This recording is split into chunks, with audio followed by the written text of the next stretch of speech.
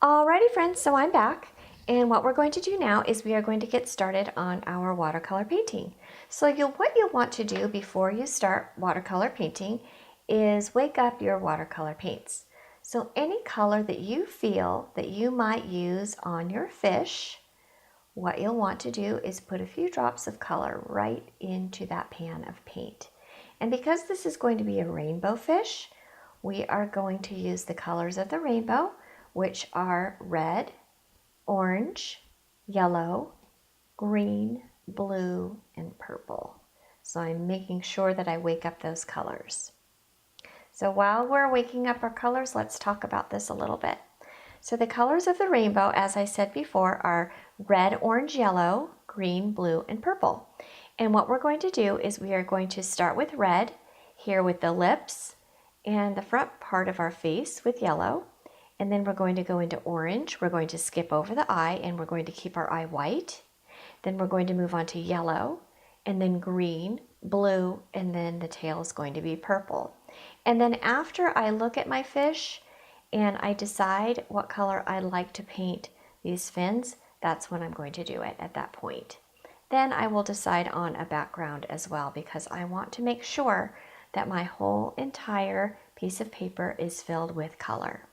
So let's get started.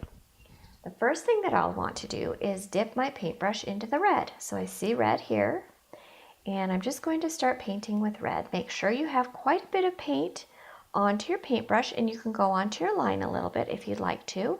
Make sure you go around that eye because we want that eye to stay nice and white.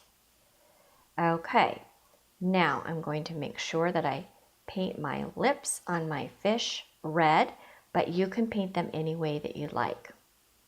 Now I'm going to rinse my brush out with my water, and then I'm going to move on to orange.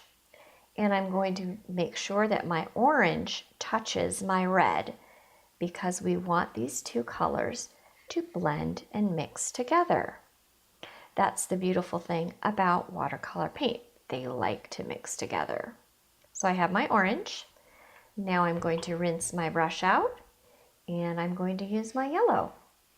Get a lot of yellow paint on there. Ooh, isn't that nice and pretty? Okay, there's my yellow. And if I get going a little bit too fast for you, please just feel free to pause this video. So there's my yellow. Now I'm going to go on to green.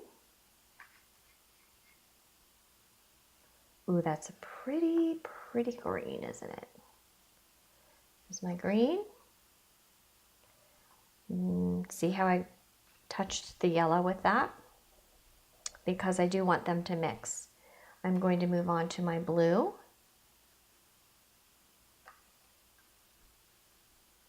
And then the last color is purple. Let's see, I think there's a couple of shades of purple here. That one's pretty dark. I think I might want to use a lighter one. So I'm going to switch. I'm going to do the switcheroony. There, that's the color I'm looking for. There we go, perfect.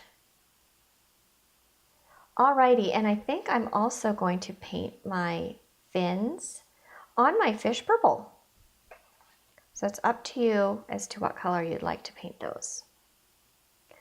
Alrighty, so you know what? I'd like to teach you a little song about the rainbow. You might know this one, you might have heard of it before, but if you haven't, let me teach it to you. It goes like this, and I'll point to the colors as I'm singing. This always, when I was young, this always helped me. This song always helped me remember the colors of the rainbow. It goes like this. Red, orange, yellow, green, blue, purple. Red, orange, yellow, green, blue, purple. Red, orange, yellow, green, blue, purple. These are the colors of the rainbow. All right, so you can sing that song if you'd like. If not, let's just move on. So now we need to make a decision on what color we would like to color our background. What paint color will we be using? I think what I'm going to use is a bluish green. It's kind of an aqua color that I have in my paint palette. And it looks like this. So it's a little bit more green, I feel, than blue. And I really like this color. So I'm going to make my entire background this color. And the neat thing about this project is if you feel like you want to mix up some of the colors on the background, that would be fine too. For example, let's say I wanted to add a little bit of blue in there. I could do that. See how I did that? I just went right ahead. I dipped my paintbrush in the blue and then I started painting. And then maybe I'll switch back to that aqua color. There we go. Make sure that you get a lot of paint and a lot of water on your paintbrush. Go around that little fin. And make sure that you could go over your little line a little bit if you like. All right, let me scooch this aside so I can get the back end. Perfect. Keep in mind, the nature of watercolor paints is that they will want to run together. They will want to run around together. They like to be together. So that is something that you'll want to keep in mind. That's what makes them so cool, actually. Not all paint mediums do that. Almost finished. All right, a little bit more blue here. Remember, friends, when you are painting, you don't need to go over the same area over and over and over again. What you can do is you can just push that color around. I've noticed when I teach kids in my class, sometimes they like to just go over the same area over and over again. And I encourage them to push the paint around so you are not creating a hole in your paper, because that can happen. I've seen it happen before. If you feel like you like to take a little bit of paint off of your paper, for example, right here, there's a lot of paint and a lot of water. So if I'd like to take a little bit of that off, let me show you a trick. So I grab a paper towel, just a small piece, and what I do is I blot. So I fold it up a little bit and I just blot it right like that, and I soak up some of the water. See how that works? If you want to take a little bit off here, you take your paper towel and you just blot it gently. Okay?